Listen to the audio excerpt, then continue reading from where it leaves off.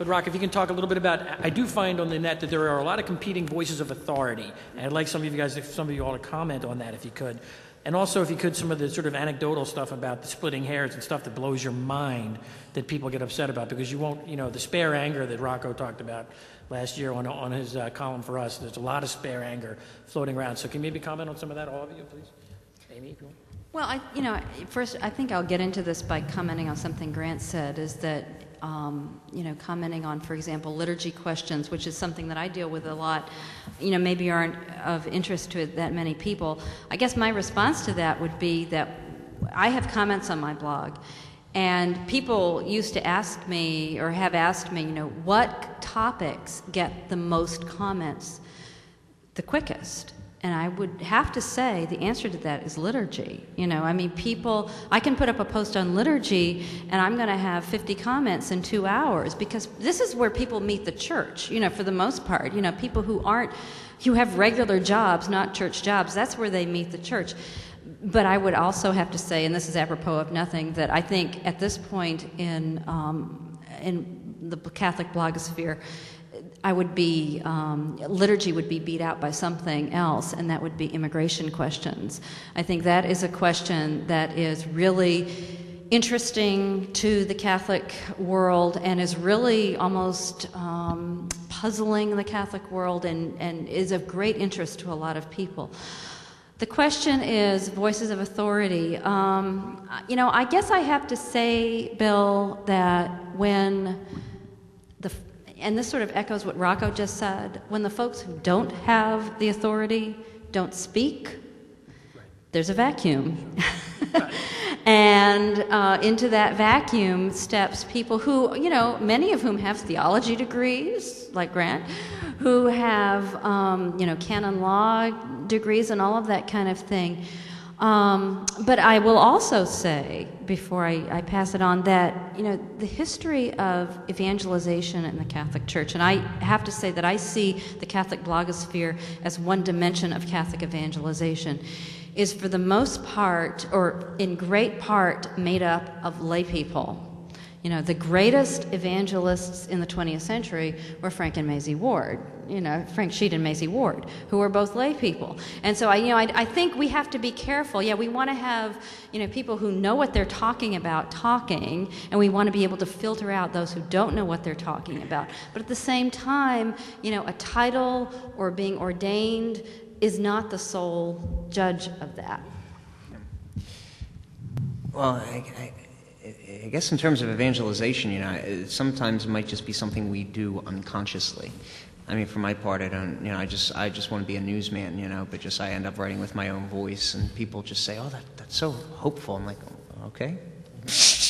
They find things in what I do that I can't find. But as for the authority question, I think this is something which, I guess, going forward with the readerships we really have to kind of focus on, because, just because we have this capability now doesn't mean that we've become any kind of competent authority in the life of the church. There is still the ecclesiological concept of the grace of office and of ordination and of, like the bishops as the authoritative interpreters of the magisterium and church practice and that kind of thing.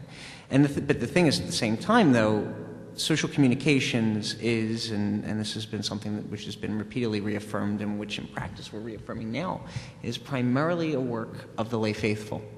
It's not something which belongs to the internals of the church. It's something which really, for those of us who don't have collars or habits or aren't professed, is ours to do. But at the same time, it's, there's, because we can't put the good church-keeping seal of approval on the blogs. It's sometimes tough because, you find something, you're like, oh, this looks really good, this is very kind of wholesome, it's good content, and then you find, like, the SSPX manifesto, and then you're just like, okay, well, so much for that.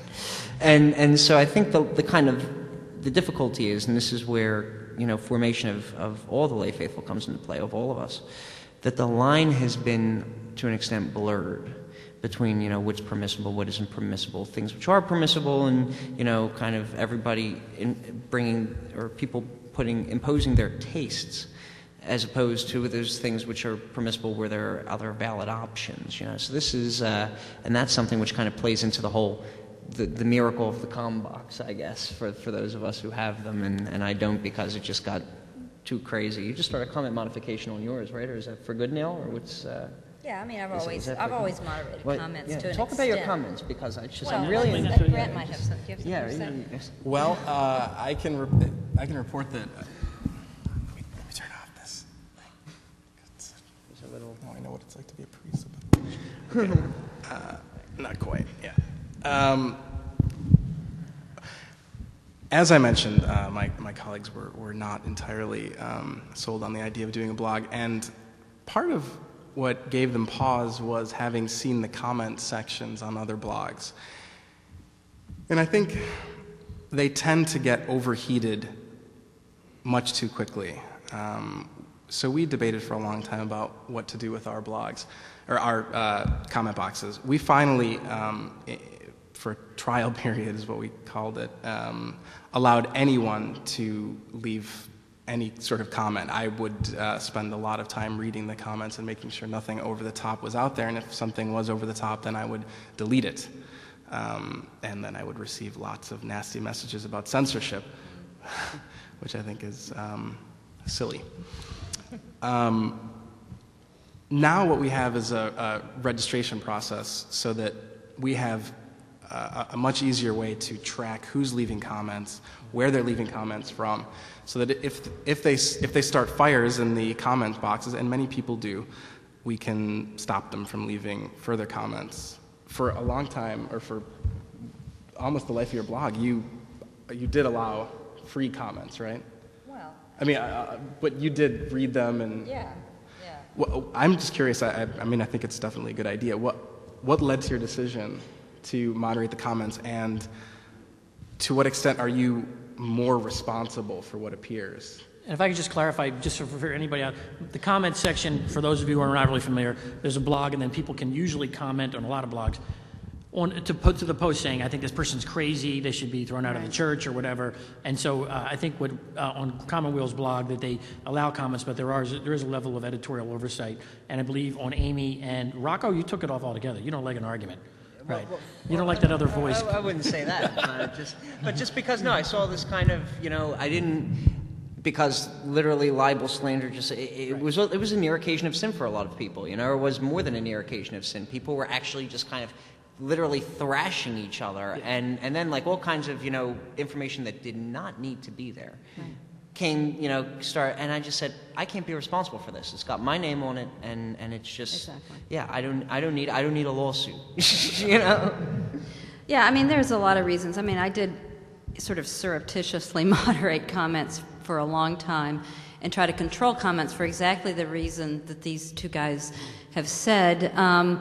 We could talk for hours, unfortunately, about, the lives of blog commenters. Or lack. Or lack thereof. Yeah.